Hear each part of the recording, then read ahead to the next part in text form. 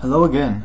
Right now I'm going to show you guys how to do an original effect that I uploaded a while ago called Nowhere Then Everywhere. I think it's a pretty cool trick. Few people also said it was pretty cool. So I'm going to show you guys how to do it. If you want to see the performance, click on the deck right there.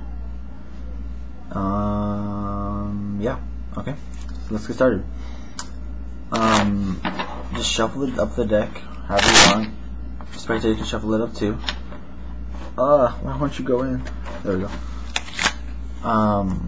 But what you need to do is you need to force a card on them. You can force a card on them however you want. How I did it was I kept shuffling up the deck, or how I did in the performance. Shuffle up the deck a bunch, peek at the bottom card, 10 of diamonds. I remember that card. Then what I did was I did some shuffles to maintain the bottom card, just some riffle shuffles like that or whatever.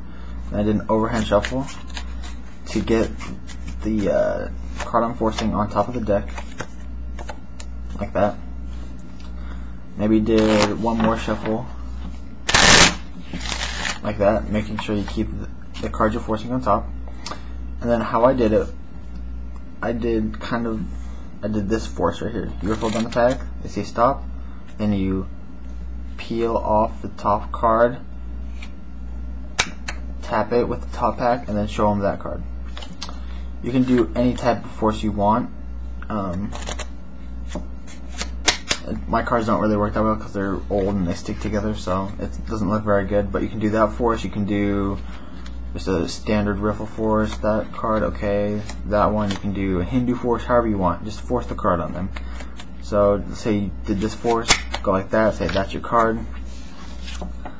They'll look at it, they remember it, you can shuffle the deck, and then you put the card in right there. You're not looking at it, you square it up. You can hand the deck to the spectator, tell them to shuffle if you want, because you already know the card. So you just shuffle it up as many times as you want, so that way the spectator knows that it's mixed up. And then you can say, okay, this part I know might not seem fair, but I'm going to look in the deck and take out 4 predictions. And they'll probably be like, wait, why are you going to look in the deck? And then you can be like, well, I don't know what your card is at all. I have no clue what it is, so I'm not going to be looking for your card. I'm going to be trying to see cards that could be yours. Or what you want is how I did it. How I want to do in the performance was have the spectator pick it, pick it up, then put it back in there, and then shuffle and be like, okay, I'm going to look for the card that I think that you touched.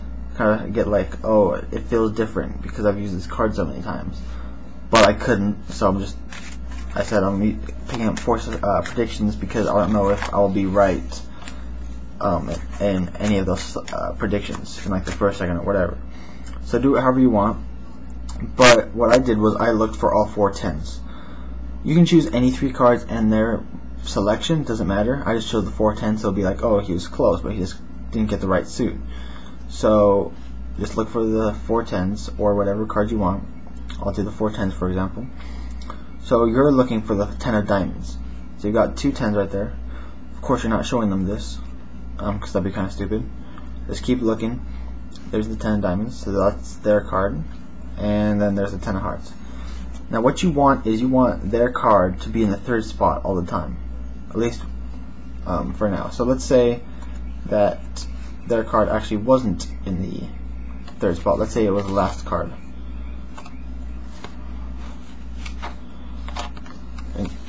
Easy way to kind of fix this is like that. Just get the 10, kind of, I don't know.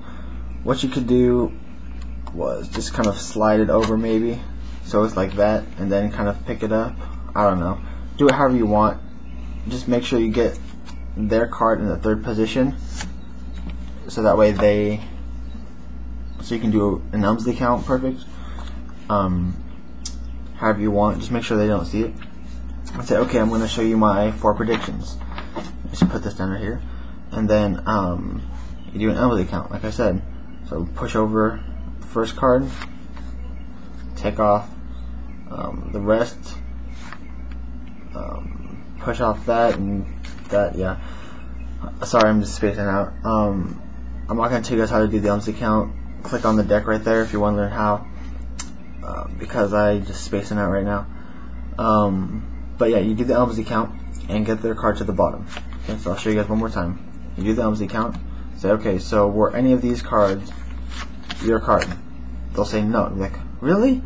Oh man, I thought I was close. Of course, don't flash. They'll be like, they'll be like, wait, that's my card. Or wait, I don't remember seeing that one. So just be like, oh, I thought I got it, and then say, okay, well, was I close at least? They'd be like, if you use the four cards, the three cards that were the same card as theirs, they'll say, most likely they'll be like, well, yeah, you were close, but you just didn't get the right suit. So like, oh, so your card wasn't any one of these four cards. What you just did there was you reverse counted those cards. So your cards, their cards on top. So you said, oh, so your card's not one in any four of these cards. So you put their card on top. You just get it in the bill graph and just peel them off. Doesn't really matter. And they're like, no. We're like, oh, okay, well, what was it? Like, it was the 10 of diamonds. Well, hopefully they'll say, if not, just be like, just tell me what your card is. Don't worry. Then they say 10 diamonds. Like, oh, okay. And then like, I'm gonna take the 10 of diamonds out from the deck, throw it in here, and then you kind of do like the 3-card Monty throw type thing, and then you go, whoops. Wait. There we go. Say, okay. There's your card, but not only that, if I just snap my fingers, I can make all 4 cards turn into your card. And what you're doing here is you're going, okay, there's 1 10 of diamonds, 2 10 of diamonds, 3 10 of diamonds, 4 10 of diamonds. And as you can see, it's pretty obvious because my cards suck right now.